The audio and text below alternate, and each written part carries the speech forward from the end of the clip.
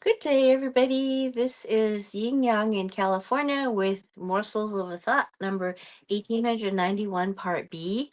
We're reading through Cavin Balaster's book, How to Feed a Brain Nutrition for Optimal Brain Function and Repair. In case you've had a concussion, or if you want to feed your brain properly and enhance your brain's activity and behavior and function, you can read this book. I think everybody should read something like this, you know? We ought to be reading books that help us prolong our lives. So here, chapter 7, the ins, fats, and neurological health. This is page 57 of Cavino Ballister's book. Cavino Ballister, Cavin here. Okay. Despite the prevailing nutritional recommendations of the past few decades, which may have guided 60% of Americans to be, quote, overweight, end quote, and have likely been large contributors to the fact that the U.S. now consists of about 30% of the world's obese population, several studies demonstrate that saturated animal fats like fatty cuts of meat, butter, and even lard are very beneficial to human health. Because toxins need to be stored in the fat of animals, it is better to get your fat from clean sources, but don't let the absence of a quote organic, pasture raised, or grass fed end quote label deter you from eating this important nutrient for brain health. I personally eat a lot of grass-fed ghee, clarified butter, GHEE, and especially while the brain is healing, I encourage you and your loved ones to not avoid animal fats because of their saturated fat content. You can find more information on high-quality ghee and other healthy fats at feedabrain.com/fat. Let me see if I have this in the middle or not. I don't, huh? Okay. Now, over 60% of the weight of the dry matter of the human brain is lipid, fatty acids. And most of these fatty acids are AA, arachidonic acid, and DHA, docosahexagon, docosahexaonic acid, docosahexaonic acid. Okay, I'll spell both of them. AA is arachidonic acid. DHA is docosahexaeo. I'll start that over. DOCOSA X. I'll start that over again. DOCOSAHEXAENOIC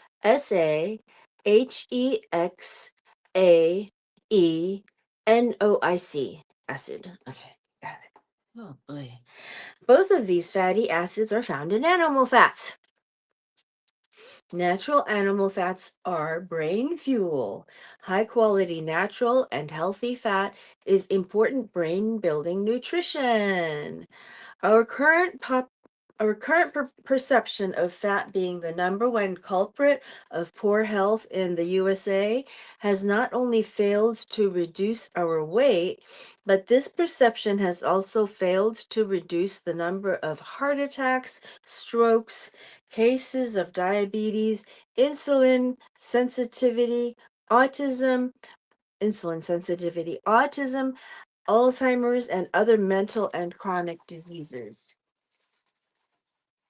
While most organisms must rely on carbohydrates as their primary fuel source, we humans have actually adapted to be able to metabolize fat. In other words, fat can be used to fuel our brains and bodies when the metabolism has switched from being fueled primarily by glucose, sugar, to being fueled mostly by ketones, fat. Ketones are essentially the breakdown of fats into energy packets that are usable by our brains and bodies. When fat from your food is digested, it enters the bloodstream and is filtered through the liver, where when your body is efficient at doing so, the fat is turned into metabolic packets called ketones, which can be used to produce ATP, the energy currency we talked about earlier. High quality animal fats and fish oils support the brain and nervous system in many ways. I have mentioned DHA, but there is another fatty acid called EPA that is found in high quality fish and algae oils. EPA works in concert with DHA to reduce inflammation from brain injury or central nervous system disorders such as stroke and epilepsy. High quality fish oils that contain both EPA and DHA can be found at feedabrain.com/omega. Learning what fats are healthy to consume can be tricky. Depending on the type, fat can be either an important nutrient to support brain health or it can be harmful. The deciding factors have little to do with whether the fat is saturated or unsaturated.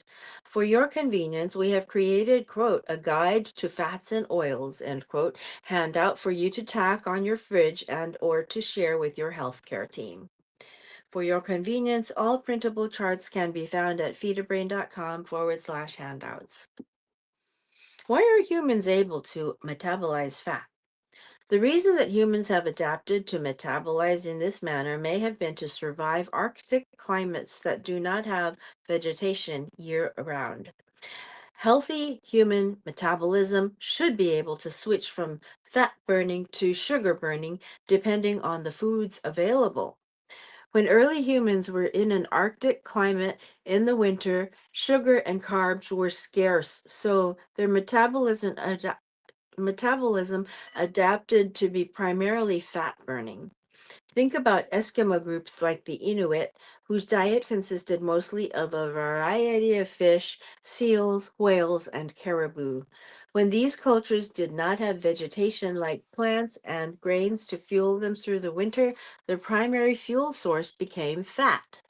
Alternatively to the metabolism of humans in a vegetarian scarce climate, when early humans were in a tropical climate in the summer, fat was scarce, so their metabolism adapted to be primarily sugar burning.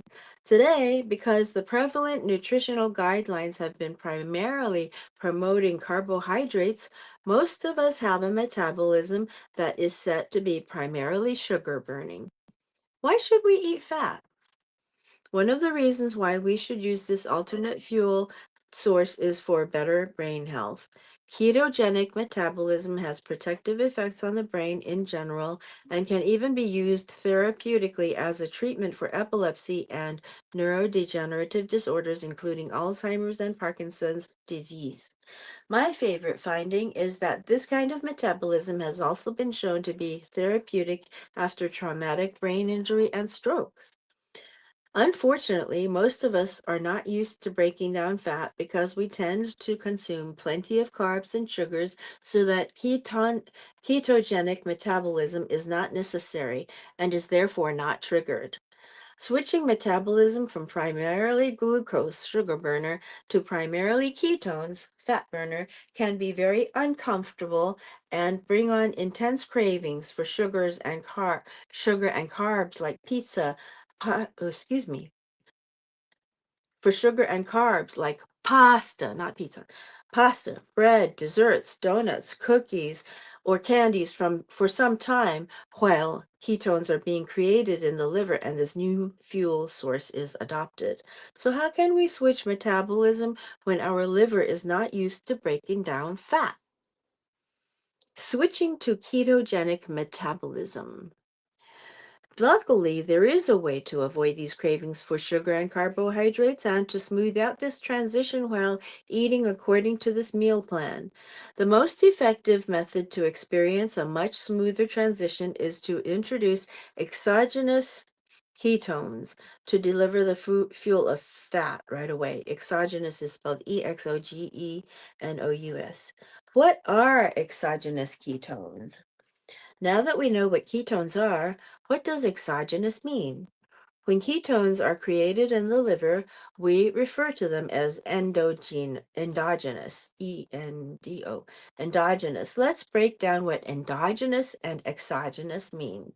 The prefix endo means inside, where exo means outside. In this case, we are talking about inside or outside of the body. The Latin word geno means to give birth to or to create. This means that something that is created in our bodies can be, oh boy, dear me, can be called endogenous, while where something created outside of our bodies is called exogenous. If our body is not adapted to create endogenous ketones and we begin a high fat, low carbohydrate diet, we often enter an uncomfortable period, otherwise known as the keto flu, where we experience ravenous cravings for sugar and carbohydrates. To prevent this uncomfortable period while providing this neuroprotective fuel source, we can introduce exogenous ketones while introducing the high fat and low carbohydrate foods outlined in this guide. In doing so, we will encourage our liver to adapt to this neuroprotective fuel source. Try starting every day with some exogenous ketones in conjunction with a high-fat breakfast. For more information and links to where you can find quality exogenous ketones, go to feedabrain.com/keto. Fat guidelines. We need fat, but we need the right kind. And again, it's not about saturated versus unsaturated fat. For the promotion of health, we want to follow a few guidelines and understand a few concepts pertaining to fat. Fat Guideline 1. Liberally consume fats from sustainably raised animals and wild caught fish. Humans have been liberally consuming healthy fats, like animal fats, for hundreds of thousands of years. Saturated animal fat from healthy animals is not the major player that makes people fat. Several studies show that saturated fat intake is not linked to heart disease, stroke, type 2 diabetes, or dying of any cause. In fact, the dietary perspective that saturated fat is bad for our health is finally beginning to change, with Time magazine recently publishing an article titled Ending the War on Fat, explaining how and why we were wrong in attempting to promote health by avoiding all saturated fats. Fat Guideline 2. Avoid or eliminate hydrogenated and partially hydrogenated oils, such as well as artificial trans fats. While the science on saturated fat has been skewed, it is well documented and accepted that hydrogenated oils and artificial trans fats have adverse health effects, including detrimental effects to the brain. While it is required that trans fats above 1 gram per serving, 1 gram per serving be labeled in the United States, many scientists and citizens alike believe that any amount should be labeled, or better yet, that all artificial trans fat be completely banned from the food supply. Fat Guideline 3. Avoid industrial seed oils like canola oil and vegetable oil. Very interesting. Avoid industrial seed oils like canola oil and vegetable oil. Okay, I'm going to write that down. Avoid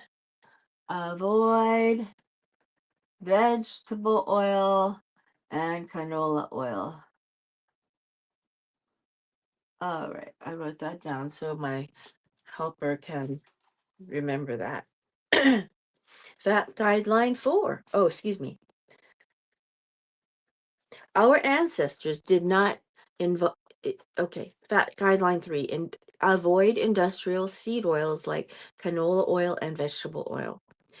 Our ancestors did not evolve using massive machines to squeeze hundreds of thousands of seeds in order to extract the oil to fry something or to drizzle on a salad. These seed and vegetable oils were not available before the Industrial Revolution, which makes them a very new addition to the human diet.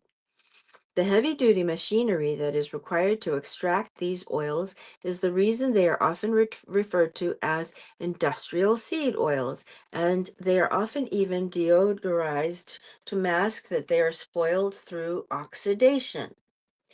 Fat Guideline 4. Liberally consume cold pressed oils from fruits that have large seeds, olive oil, avocado oil, coconut oil, etc. I use avocado oil because it's got a higher smoke temperature, smoke point than olive oil. That's me. And I'm not really keen on coconut oil only because of my preference for other things than coconut. But that's all I know. That's all I know. Okay, cold pressed fruit oils with large seeds have been used since the biblical times, and they are well studied. Some of the health benefits of cold pressed olive oil, avocado oil, and coconut oil range from cardiovascular to antioxidant to neurological benefits. What is oil oxidation? Oil oxidation is a process that degrades the quality of an oil, rendering it unhealthy.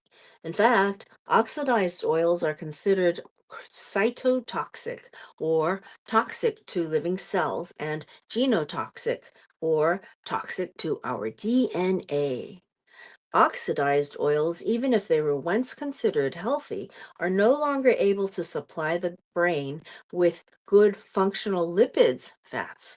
These oils also produce cellular damage in the heart, liver, kidney, and brain.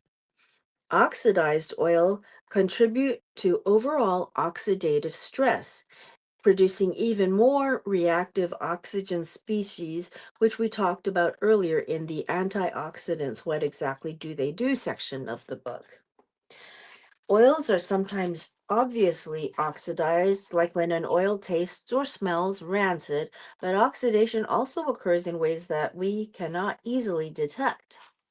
Okay, I'll tell you that there was one time since I couldn't tell that the oil was rancid. I cooked something, ate it, and I tell you, it came back up later, an hour or so later, and that's not good. Don't eat rancid oil, whatever you do. Oxidation must frequent, that's my opinion. Oxidation most frequently occurs when oils are heated past their smoke point temperature. When this occurs, we may see or smell smoke, but not always. Almost every oil that is used for deep frying is likely heated past its smoke point temperature and is therefore oxidized, so fried foods should also be avoided, unless fried in avocado oil or another oil with a high smoke point temperature. Worse still, many industrial seed oils are heated to high temperatures and are oxidized and then deodorized before they are even bottled. This is yet another reason to avoid them. The brain requires healthy fats to function well, and replacing those functional fats with less functional fats, such as artificial trans fats, industrial seed oils, and oxidized oils, can hinder our brain function. Some fats are very healthy and functional before they are oxidized, but they have such a low smoke point temperature that they are not to be used for cooking. Some examples of these oils include fish oils, MCT oil, and cocoa butter. Fat Guideline 5.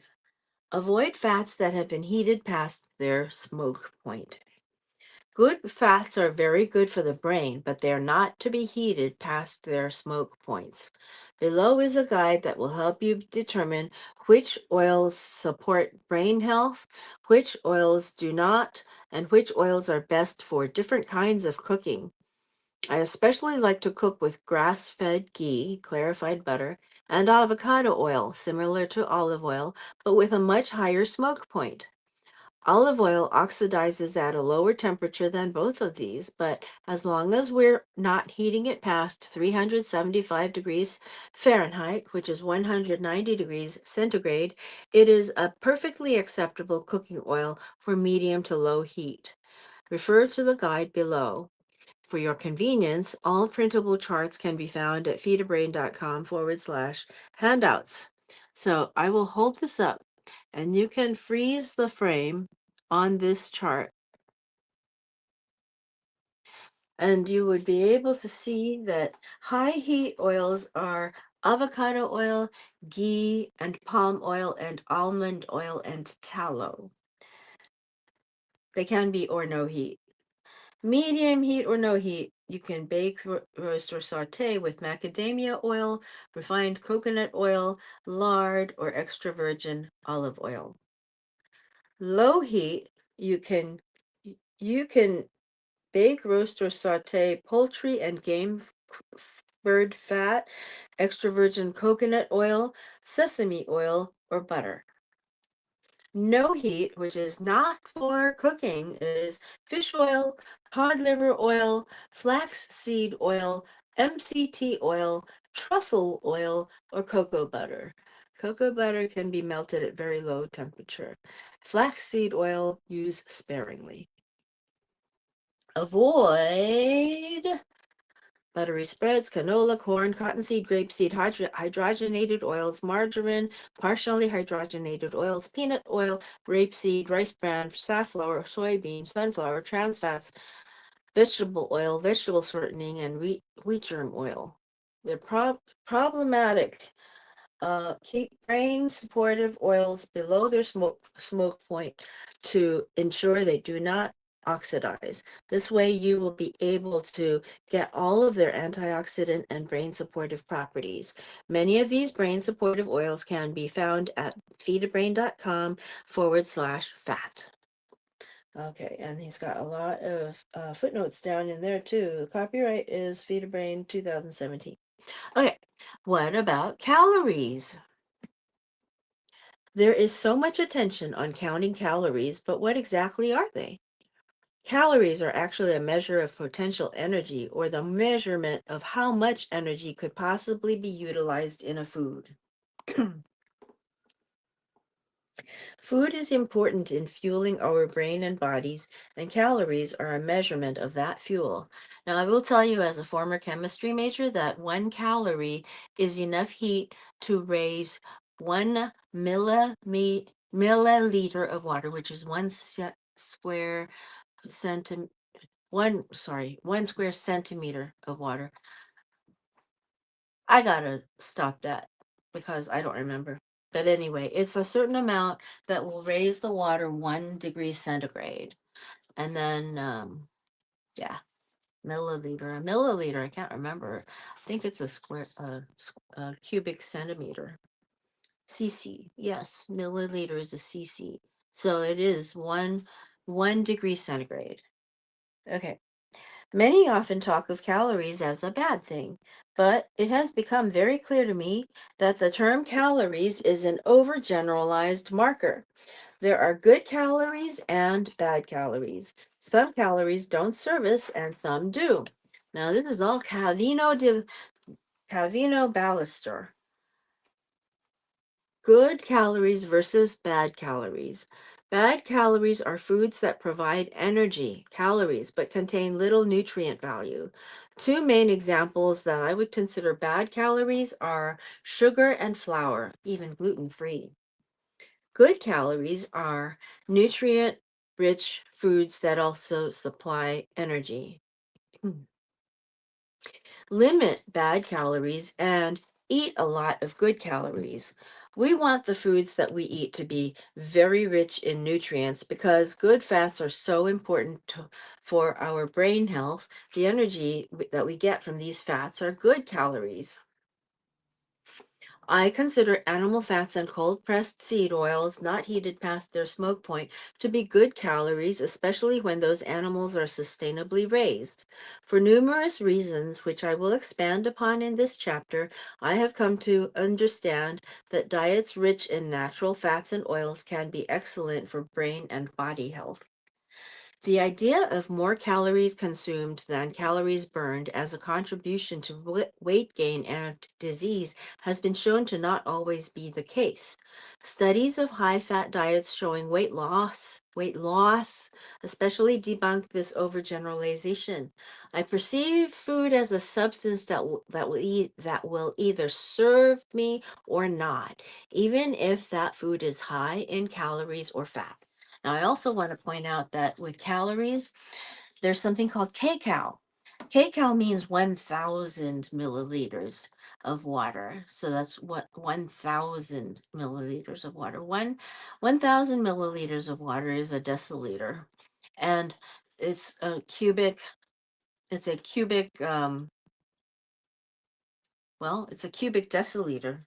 it, 10 centimeters this way, 10 centimeters this way, and 10 centimeters this way make a cube. And that's 1 kcal. So the amount of heat required to raise that amount of water 1 degree Celsius, 1 degree Celsius, then that is the amount called a calorie that we use a capital C for. What we're using is capital C. Usually when somebody says something has 2,000 calories in it, they mean that that would be enough to raise this thing 2,000 degrees centigrade. Okay, got it.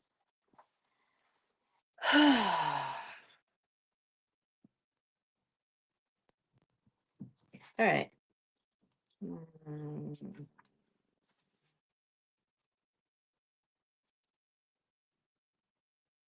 What about cholesterol? Soon after my brain injury, I found I showed what my functional neurologist would consider low cholesterol on a blood panel. And as far as I was concerned at the time, this was good news. The doctors at the hospital were also not concerned about this, as Mayo Clinic at the time of this writing says that any level of total cholesterol below 200 milligrams per deciliter is desirable. Does this mean that absolutely no cholesterol would be healthy? What is the function of cholesterol? Does it cause heart disease? And do humans need it? Almost every time that I advocate traditional animal fats as being important brain nutrition for everything from brain injury rehabilitation to the neuroprotective effects that prevent seizures, a concern is brought up about cholesterol. And with the scary prevailing thoughts about the dangers of cholesterol and heart disease, it is no wonder that it is a topic of concern. People have been told that foods like eggs, bacon, and saturated fats from meat and butter raise our cholesterol levels, and that high cholesterol clogs our arteries and gives us heart attacks. This idea is so deeply ingrained within our culture that very few even question it. Let's clarify what cholesterol is, what HDL and LDL are, and whether cholesterol is the cause of heart disease or whether it is just a marker. If you already if you already understand that cholesterol is not something that needs to be avoided, feel free to skip to the end of this chapter. Some of you can do that, and I'll read the next 4 pages. There is a set of recipes on the end of the chapter. So 3 of the pages are not going to pertain to you if you're interested. Okay. Did I say, okay, 1 milliliter of water, 2,000 degrees, 1 milliliter of water. If it was 200 calories in our food, it would be 200,000 calories. Anyway, it's a lot of water. Okay. When exploring research, a very important concept is that correlation does not imply causation. meaning that just because two things always occur together does not necessarily show us that the one causes the other. For example, fire trucks tend to congregate wherever there is a fire. But of course, the fire trucks are not necessarily the cause of the fire. While cholesterol might be a marker for heart disease, it is not necessarily the cause of heart disease. Can my cholesterol be too low? A deficiency in cholesterol is found in a congenital condition or a condition that is one is born with, known as Smith-Lemli-Opitz syndrome, SLOS. Most conceptions with SLOS do not live to reach birth, which is strong evidence that cholesterol is essential to fertility and the life and growth of a human being. In the rare cases where this child is not spontaneously aborted, the child is born with a plethora of facial and skeletal abnormalities, as well as mental problems like autism, hyperactivity, and attention deficit disorders, as well as self-injurious aggressive behavior and even mental retardation. This child may also suffer from endocrine dysfunction and serious digestive problems. The usual treatment for this syndrome has been a diet rich in cream and egg yolks, which are rich in naturally occurring cholesterol. Lowered cholesterol from statin use is also associated with mood disorders and depression. Deficiency of cholesterol also affects the release of neurotransmitters in the brain and adversely impacts cognition. As we can see, cholesterol is very important for human growth and development. So, what exactly does cholesterol do for adults? What is the function of cholesterol? Cholesterol is part of what makes up the outer membrane of every cell within an animal body. This membrane is also known as the lipid bilayer, and it is one of the most important parts of every animal cell. We have animal cells. Cholesterol is also found at the synapse between every axon and dendrite within the brain. This is where communication between neurons allows the brain to direct everything that we do, say, or think. This means that cholesterol is needed for neurons within the brain to communicate effectively, and that cholesterol plays an important role in synaptogenesis, or the building of new connections among neurons, connections which are especially important after a brain injury. Cholesterol is even important in digestion and is the precursor to or the building blocks that are used to make sex hormones such as estrogen and testosterone. What exactly are HDL and LDL? Most people are under the impression that there is good cholesterol and bad cholesterol, referring to HDL as the good cholesterol and LDL as the bad cholesterol. But what are HDL and LDL? HDL and LDL are actually acronyms for high density and low density lipoproteins. Lipoproteins are not cholesterol, but the transporters or carriers of lipid bioactive factors or materials that have a significant biochemical function like cholesterol.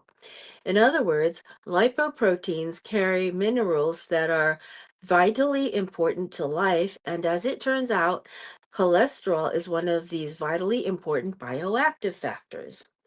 How and why does cholesterol clog arteries?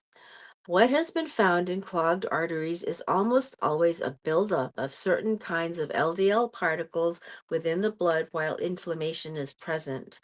C, reactive protein, the letter C, or CRP, is a protein found in the blood, the levels of which have been shown to rise in response to inflammation. Thus, CRP is a good indicator of inflammation. Interestingly, CRP shows a stronger correlation to heart disease than LDL cholesterol levels. And even more notably, in most healthy individuals, an increase in the consumption of dietary cholesterol does not seem to increase serum cholesterol or cholesterol in the blood. Without inflammation, cholesterol is usually able to move freely within the blood and not clog arteries, just as it moves throughout the blood everywhere else where there is no clot. But the prevailing understanding is that if the cholesterol wasn't there, there would be no clogged arteries. While this may be true, the inflammation should be the focus of changes. If dietary cholesterol is cut, it sets off a stress response in the body that can lead to excess production of cholesterol, or there may be other problems associated with the cholesterol deficiency, like all the devastating conditions of SLOS. As Dr. David Perlmutter states, that's the one in green, it is carbs, not cholesterol, that cause high cholesterol. Our bodies truly need cholesterol from dietary sources for optimal brain function. Clogged arteries, traffic jams, I like to think of arteries as a wide highway with 6 or 7 lanes in which semi trucks transport goods to different locations in the body. Think of the semi trucks as lipoproteins and the goods that these semi trucks transport as cholesterol and other important bioactive factors. If all but one lane has closed on this highway, there is a traffic jam or a clogged artery. We have two choices. We can decrease the number of trucks by taking statins, but then supplies do not get to their destinations, or alternatively, we can fix the road. A statin drug does not address the cause of the lane closures, inflammation, but simply decreases the number of semi trucks, lipoproteins transporting cholesterol. Additionally, because cholesterol is required to build and maintain cell membranes, not having enough cholesterol means that there are not enough supplies for new cells to generate and function. We need to fix the road by decreasing the inflammation in the body. For me, a low functional level of cholesterol meant that I was not providing the supplies to build new neurons or synapses within my brain, and the work I was doing through therapy was not being nutritionally supported. After beginning a higher saturated fat and cholesterol diet in conjunction with other nutritional practices, most of which are covered in this guide, I began to regain clarity and I started to write my blog, adventuresinbraininjury.com. Now that we are over our fat phobia, I'd like to share a morning beverage with you that includes a fair amount of fat for neuroprotection and is a perfect addition to Feed a Brain breakfast bowl. This recipe also supplies turmeric and black pepper, which have been shown to greatly reduce inflammation in the this recipe also includes turmeric and black pepper, which have been shown to greatly reduce inflammation in the brain when taken together. This and other recipes can be found at feedabrain.com/recipes.